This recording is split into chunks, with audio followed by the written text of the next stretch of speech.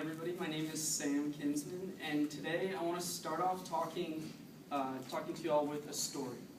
And so on April 22nd of 2013, I was in Brazil, and at 6 a.m. in the morning, I arrived for the first time in Rio de Janeiro. I had decided on a whim a couple of nights before to get on a 15-hour overnight bus by myself and go to the city that I had been hearing so much about. The city that will host the World Cup finals in just a few months, the Olympics in 2016, and supposedly one of the most beautiful places on the planet. So I arrived at 6 a.m., I get on a local bus to make it to the hostel where I was staying, and I was exhausted.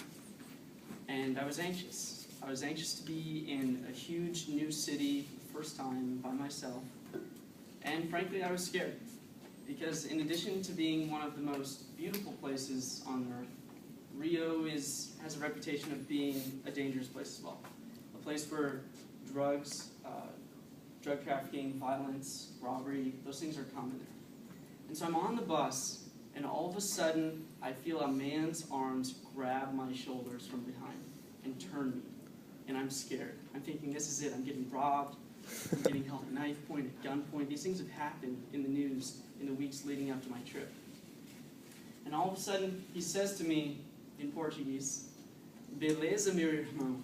Aquela menina ali é muita areia para meu caminhãozinho." And I'm thinking, what did he say? It took me a few seconds to understand, and then another minute or so to understand the context. And he said, "Wow, that woman right there, she's a lot of sand for my little truck." Translation, she's way out of my league. And so all of a sudden, the situation went from intense fear to humor in just a few moments. And that's an intense experience. That's not something you forget. And that was just one piece of the experience I had last year when I went to Brazil to learn another language. So I want to talk to you all today about learning another language and about what that's like and about the way that we talk about it in the U.S. that I think is fundamentally wrong and not at all connected to what it's actually like. And so anyone in here who's ventured to learn another language has been told it's really useful that when you get to that interview, at the end of it, and you say, "Oh yeah, I speak French," that's going to push you over the edge and get you the job. That all of a sudden there's another 10 million or 100 million or hundreds of millions or even a billion new people in the world that you can talk to once you're fluent. And that fluency brings all the benefits, and that's when it's worth it. So I went to Brazil, and I had a goal that I wrote down in my PDLP. And I said that by the time I leave, I'm going to reach fluency. And so I get there and I start off, and within 1 month, I'm fluent in introducing myself. I know how to say where I'm from, that I'm a student at UGA, that I'm a finance major, but I was craving more than that. I was craving relationships. And I wanted to answer questions like, what are your sisters like? Rather than, do you have it? Rather than questions like, what is your major? I wanted to talk about why I study finance and why I love it. I wanted to be able to talk about life and not just where I'm from. And so, fortunately, I made some friends, and I started dating a Brazilian girl. And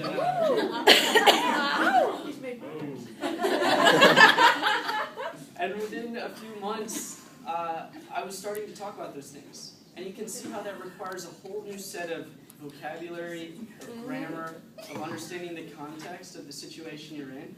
And I thought, this is great. But I was craving more. I wanted to be able to talk about the abstract. I wanted to be able to talk about politics, economics, business canvas models. I wanted to be able to talk about things like, what would our society be like if more people had the opportunity to travel to other countries and see other cultures in person? That requires a whole new set of grammar and a whole new set of vocabulary and a whole new set of context. Fortunately, I started working at a company where we talked in the abstract every day, and I was one step closer. And I thought, this is it. I'm getting close. But towards the end of my year there, I started to look back, and I realized that this point doesn't matter at all. In fact, I argued that fluency, that point that's floating out ahead of you, doesn't exist, that it's a continuum, and that it never stops when you're learning another language. So Winston Churchill is one of my favorite leaders. He has a quote where he says, "Plans are of little value, but planning is essential." Because he recognized that the process you go through is worth so much more than the result in that plan you have sitting on your desk that can change in a moment. He recognized that things like learning another language are worth it because of the experience you have throughout the time you're doing it, not just because of the result, because you can say you're fluent at the end. Language is no different, and you get to learn more about yourself. You get to learn more about your own language and the way you think. And you get to have those experiences where you have intense fear and intense joy at 6 a.m. in the morning on a bus in a random city in South America.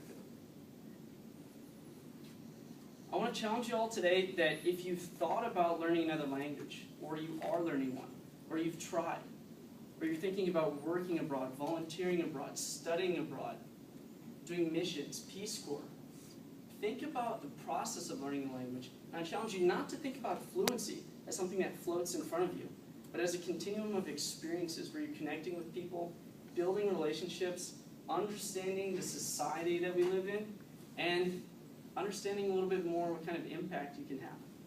Because that's what's worth it. And that's all I have. Thank you.